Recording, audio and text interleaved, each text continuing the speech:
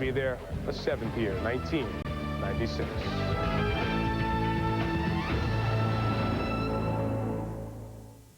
Environmental pollution, ultraviolet rays, acid rain. They'll destroy your car if you let them. Introducing Autofoam with Formula A. Created by Blue Coral, Formula A is the ultimate transparent non-stick barrier, and only Autofoam has it. Look, Autofoam fills in nicks and scratches in your car's finish, providing a high gloss shine that protects against environmental pollution, ultraviolet rays, even acid rain. But wait, there's also Autofoam Ultra Car Wash. It actually forms a protective layer of Formula A every time you wash. And that's not all. Introducing Autofoam Ultra Wheel Care. Remove brake dust, grease, and stains on contact. Get Autofoam Liquid Sealant, Ultra Car Wash, and Ultra Wheel Care. Now just $19.95. Bring out the shine in no time with Autofoam by Blue Coral. Have your credit card ready? You can call 1-800-613-0606 or send $19.95 plus $5.95 shipping to Autofoam, P.O. Box 2978, Framingham, Massachusetts. How much NBA action can you pack into 1/2 hour?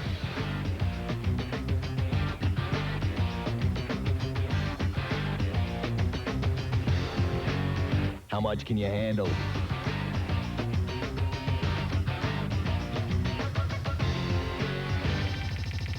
NBA Tonight, the ultimate half-hour wrap-up of the day that was in the NBA.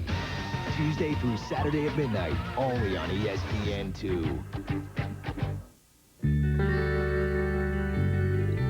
If you passionately believe in what you're doing, you can achieve almost anything in life.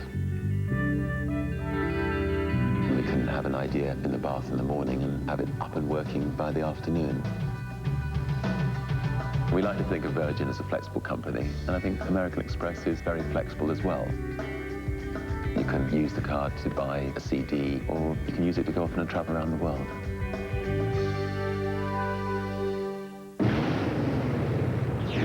Carbon monoxide isn't the only thing to worry about coming from your tailpipe, because with every stroke of your engine, motor oil is being vaporized into exhaust, leaving less and less protection.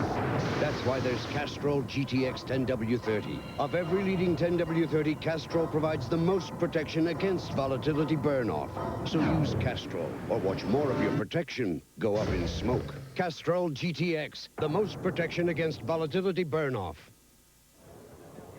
Just after approaching 4 o'clock in the East, 1 o'clock in the West, as you look at the last 6 picks in the National Football League draft, we have 48 picks remaining. And let's remind you what Mike Lombardi said a short time ago. In the last 2 drafts, from the last 51 picks, there have been a whole gaggle of quarterbacks selected. Spence Fisher, the quarterback from Duke, Mel, he was taken with 51 picks remaining in the draft, and then Mike Cauley from James Madison.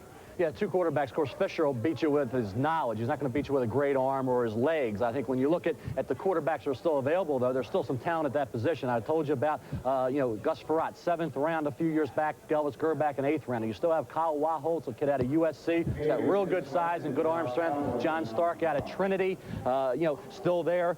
You look at Scott Milanovic. He could also be your punter, so don't just think quarterback with Scott Milanovic. He definitely has a strong leg, did a great job at Maryland in that area. So there is some talent in that late 6th, early to mid-7th round that's going to be able to give a team an opportunity for a quarterback. People stay away from Milanovic because after he came back, the team was 4-0. Brian Cummings had Maryland going well, and Milanovic comes back, they play Georgia Tech, and their season came to an end. I think the big concern with Scott Milanovic is the fact he doesn't have a gun, and of course he played in the run and shoot. So is it the system, the lack of arm strength, the lack of great mobility, the fact he did miss some playing time, had an average Hula Bowl performance? I think that all contributed to it. But if he could develop his punting skills, he could be a Tom Tupa, 3rd quarterback and your punter, save your roster spot. So what Scott's got to do is work diligently to become a much better punter. And Tupa moved to New England this year, right, in free agency from franchise formerly known as Cleveland. Here's Chris Fowler in ESPN's headquarters studios. That would be Bristol, right?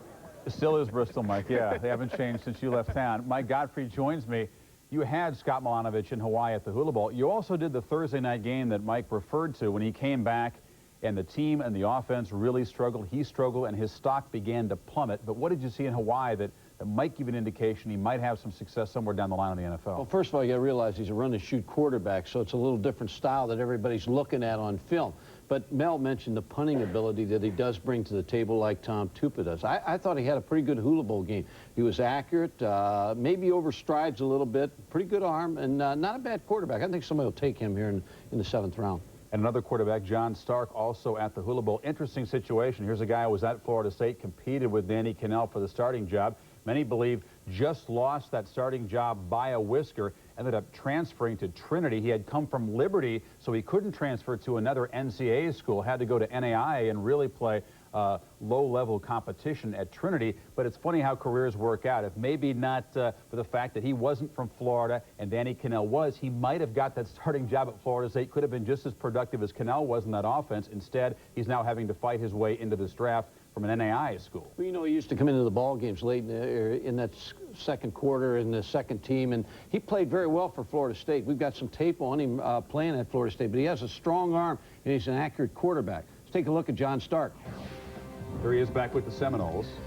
It's a game where he's going to throw the deep route in the corner. He's got a pretty good arm. I mean, the times that this he underthrew a little bit, but it's still the results good, a touchdown. Here in the Hula Bowl. He's going to hit Marvin Harrison on a curl route, so he's got good zip on the ball right here. The next play I really like. It's at Trinity. He avoids a sack. He comes out, and now you can see a little bit of the gun here on the comeback route to the sideline. So John Stark, really, I tell you, I think somebody will pick him up too, because even though he played at Trinity last year, which there's nothing wrong with that, because he got a lot of experience. He played at Florida State, did well in the Hula Bowl. He's got a gun. He's accurate. Somebody will take a shot on him. They'll have to do it based on the workouts, though, because it's tough to tell from that level of competition. Now down to Miami, as Chris Mortensen has a guy whose job it is to make quarterbacks' life miserable. Mort? That's right, Chris. I'm here with Daryl Gardner, Baylor defensive lineman. One of the controversial picks in this draft. Believe it or not, this is his first visit to the Dolphins complex, which means Jimmy Johnson obviously was surprised to see you there sitting at 20, and you met Jimmy for the first time. What was it like when you walked into the war room? Well, it was real interesting. You know, I didn't expect anything to be in there. You know, I just expected him to just show me around. Next thing you know, I'm looking at all the coaches in the face and some of the trainers and some of the scouts. And it was just interesting, just looking at a defensive genius such as Jimmy Johnson. Yeah, well, I was going to say, when you meet a Jimmy Johnson, you realize it's a bit of a legend, a legacy, and a guy who likes to motivate players. What was your response inwardly yesterday when you realized he was going to be your coach? Well, I just said thank you. You know, I said thank you, and my parents said thank you, and you know, we were just ready to go in, and I'm prepared to come to Miami and work. Daryl, one of the most unkindest criticisms of a player is that his motor doesn't run all the time, or that he's an underachiever. That label was put on you. It was said to be the reason you slipped. How do you respond to that? All I can say is, that stuff happened in the past. I can't do anything about it. I've done everything I possibly could do to erase the inconsistency. But when I put on them pads and go out there and work, and they see me working, everybody in Miami sees me working, they're going to realize, hey, this guy, they passed up a great player, and I'm trying to get to that goal. Defensive end or defensive tackle, which do you prefer? I have the speed to play end, and I have the quickness and agility and speed also to play tackle. So I don't know. And full of confidence. But you're not alone here. Baylor linebacker LaCurtis Jones was picked in the 4th round. Give us a scouting report on LaCurtis Jones.